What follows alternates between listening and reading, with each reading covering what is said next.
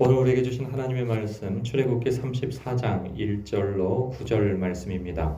생명의 샘과 9월 30일 목요일 말씀 두 돌판을 다시 준비하는 모세 함께 읽겠습니다.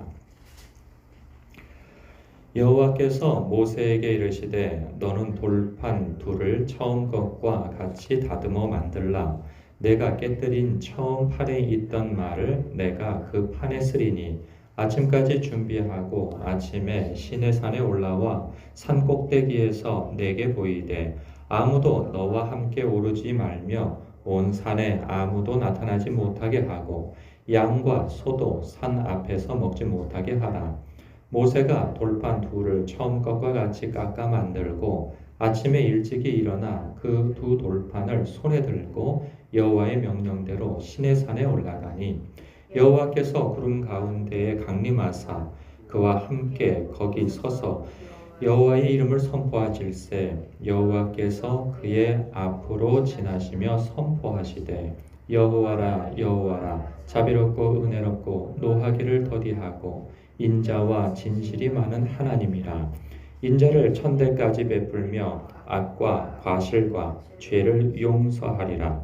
그러나 벌을 면제하지는 아니하고 아버지의 악행을 자손 3, 4대까지 보응하리라. 모세가 급히 땅에 엎드려 경배하며 이르되 주여 내가 주께 은총을 입었거든 원하건대 주는 우리와 동행하옵소서. 이는 목이 뻣뻣한 백성이니이다. 우리의 악과 죄를 사하시고 우리를 주의 기업으로 삼으소서. 아멘. 아는 만큼 누린다는 말이 있죠.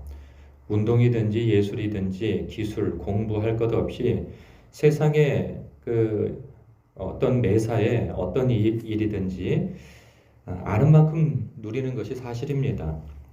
우리의 신앙도 크게 다르지 않습니다. 하나님을 아는 만큼 신앙을 누릴 수 있는 거죠. 그래서 하나님을 힘써 알라 말씀하신 이유도 바로 거기에 있다 생각되어집니다. 살다 보면 두려움이 엄습하는 일들이 많죠. 하나님께서 하나님의 백성이 얼마나 두려움에 많이 사로잡히는지 성경을 보면 두려워하지 말라 하는 말씀이 많이 나옵니다. 우리는 이 세상을 살아가면서 두려움을 당할 만한 그런 시험과 곤란한 일들을 많이 당하죠. 그럴 때면 하나님께서 우리와 함께 하신다 하는 그런 약속의 말씀을 떠올릴 때 하나님께서 함께 하신다 하는 그 약속의 말씀은 하나님께서 도와주시고 하신다는 그 말씀인 거죠. 시편 기자의 그런 고백처럼 그 사망의 음침한 골짜기로 다닐지라도 해를 두려워하지 않을 것은 주께서 나와 함께 하심이라. 주의 지팡이와 막대기가 나를 안위하시나이다. 그렇기 때문에 사망의 음침한, 그래서 죽음이 직면할 만한 그러한 일들에 사로잡힌다 할지라도 두려워하지 않을 이유를 거기서 찾게 되어지는 거죠.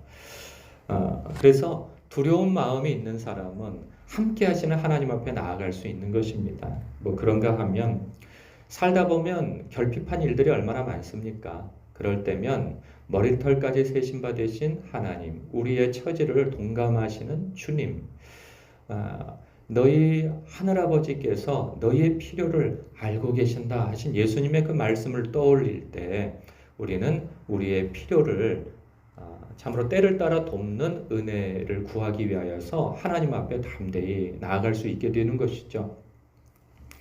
뿐만 아니라 살다 보면 우리가 경건하게만 살아야 한다는 거 모르는 사람이 누가 있겠습니까?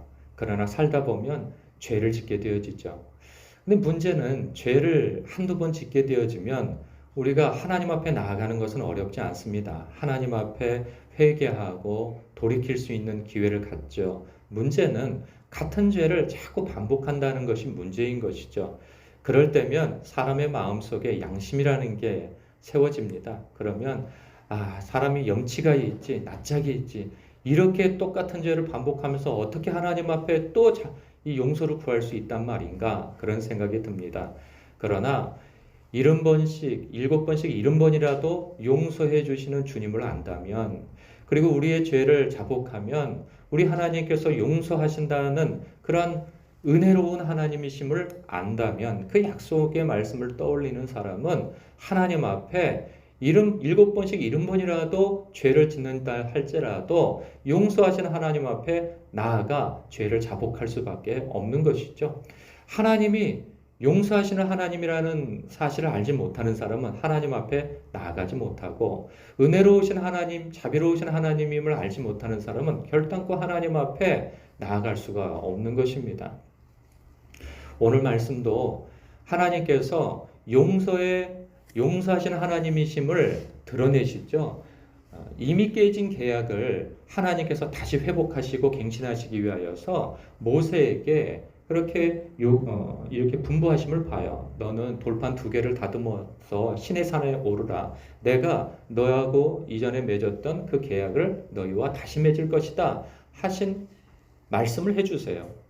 그래서 돌판 2개를 안고 시내 산에 오릅니다. 그랬더니 5절에 보니까 하나님께서, 즉 여호와께서 구름 가운데 강림하사 그와 함께 거기 서서 여호와의 이름을 선포하실세. 그러면서 여호와께서, 저는 이 대목에서 그런 생각을 해요. 성경은 분명히 여호와 하나님께서 강림하시면서 당신 스스로가 당신의 성품을 이렇게 알리는 장면이 나와요.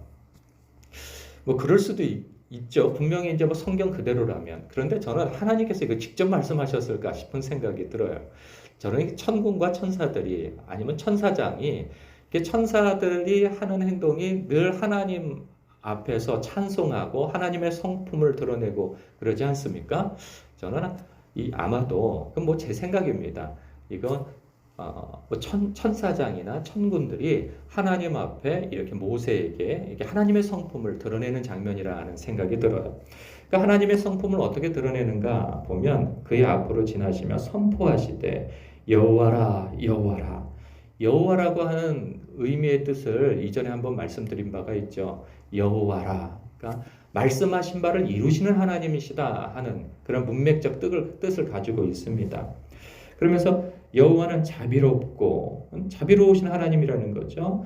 어머니의 그 모성애적 성품과 사랑을, 그러한 관심을 가지고 계신 하나님이라 표현합니다. 그리고 은혜롭다는 것은 자격 없는 자에게도 하나님께서 은혜를 베푸신, 그러니까 자격 없는 자의 계도가 아니라 자격 없는 자에게 베푸신 하나님의 호의라고 하는 의미에서 은혜라 표현하죠. 그래서 하나님은 자비롭고 은혜롭고 노하기를 더디하신다는 거예요. 하나님께서 노하기를 자주 하시는 하나님이라고 한다면 하나님 앞에 어디 나아갈 수가 있겠습니까? 이 의미에서 나에게 나오라라는 하나님의 요청을 들을 수가 있습니다. 그런가 하면 인자와 마음이 어질고 자애로우시다라는 표현이죠. 그리고 진실이 많은 하나님이라. 여기서 진실이라고 하는 표현은 신실로 바꿀 수 있습니다. 신실하다 하는 것은 붙잡았던 손을 놓지 않으신다 하는 겁니다. 붙잡으신 손을 놓지 않는다. 누굴 붙잡겠어요? 하나님의 백성이죠. 하나님의 백성을 택하시고 세우시고 붙잡은 손이 하나님의 손인데, 우리 쪽에서 손의 힘이 풀어진들 하나님께서 꽉 붙잡으시면 이렇게 끊어지지 않는 관계를 표현하는 거죠. 그래서 하나님은 신실하셔서 붙잡았던 손을 놓지 않으시는 하나님이시라 표현하는 거죠. 그래서 인자를 천대까지 베풀며 악과 과실과 죄를 용서하시는 하나님이시라. 그러니까 용서하시는 하나님이라는 거죠. 사실 여기에서 하나님께서 이렇게 말씀하신 데에는 내가 너희들을 용서한다라고 하는 그 마음을 비추시는 거죠. 그랬을 때 모세가 8절에 보면 급히 땅에 엎드려 경배하며, 예, 알고 있습니다. 제가 하나님의 성품을 알고 있습니다 하면서 이렇게 하나님 앞에 아뢰는 그 기도가 이런 것이죠. 주여, 내가 주께 은총을 입었거든. 주님께 은총을 입었거든요. 그래서 하나님께서 진노하실 때 내가 이스라엘 백성을 싹 쓸어버리고 내가 너로부터 새로운 민족을 나게 하겠다라고 하시었고, 또 그것을 아니되옵니다 하면서 그 다음 단계에서는 또 그러면 내가 너희들에게 가나안 땅을 들어갈 수 있게는 하나 내가 너희와 동행하지는 않겠다. 라고 할 때 아니되옵니다. 또 그러죠. 그럴 수 없습니다. 같이 가셔야 합니다. 라고 그가 요청할 때 그 이전에인가요? 내가 너하고는 함께 가겠다. 그러나 이스라엘 백성과는 함께 하지 않겠다. 라고까지 또 말씀하시지 않습니까? 그럴 때 내가 주께 은총을 입었거든 원하건대 주는 우리와 동행하옵소서. 저와만 동행하신다고 하는 말씀을 거두어 주시고 우리와 동행하여 주옵소서라고 그렇게 아뢰죠. 그래서 이는 목이 뻣뻣한 백성이심을 주님께서 아십니다.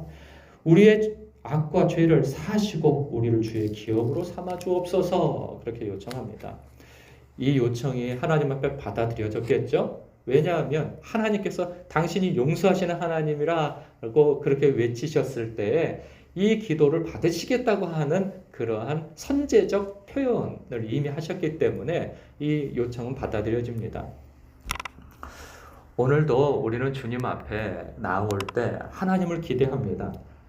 저마다 기대하는 바가 다르죠. 어떤 분들은 삶의 결핍이 있다면 하나님 앞에 그 결핍을 채워주십사 요청하기 위해서 하나님 앞에 나오고, 또 하나님은 사랑이신지라 하나님의 사랑을 더욱 풍성히 누리고 싶은 분은 또 하나님 앞에 나아갈 것이고, 우리가 죄가 있는 사람은 하나님의 그 용서하심을 기대하며 하나님 앞에 나왔을 것입니다. 하나님을 아는 만큼 그 신앙을 누리는데 여러분의 하나님을 아는 지식이 오늘 여러분을 든든하게도 하고 그리고 힘있게도 하며 그리고 지혜롭게도 하며 또 용서함 받음으로 하나님과 깊은 관계에 들어갈 수 있게 하는 그러한 지식이 되어져서 하나님 앞에 그렇게 기도함으로 은혜를 누리시길 주님의 이름으로 축복합니다. 기도하겠습니다.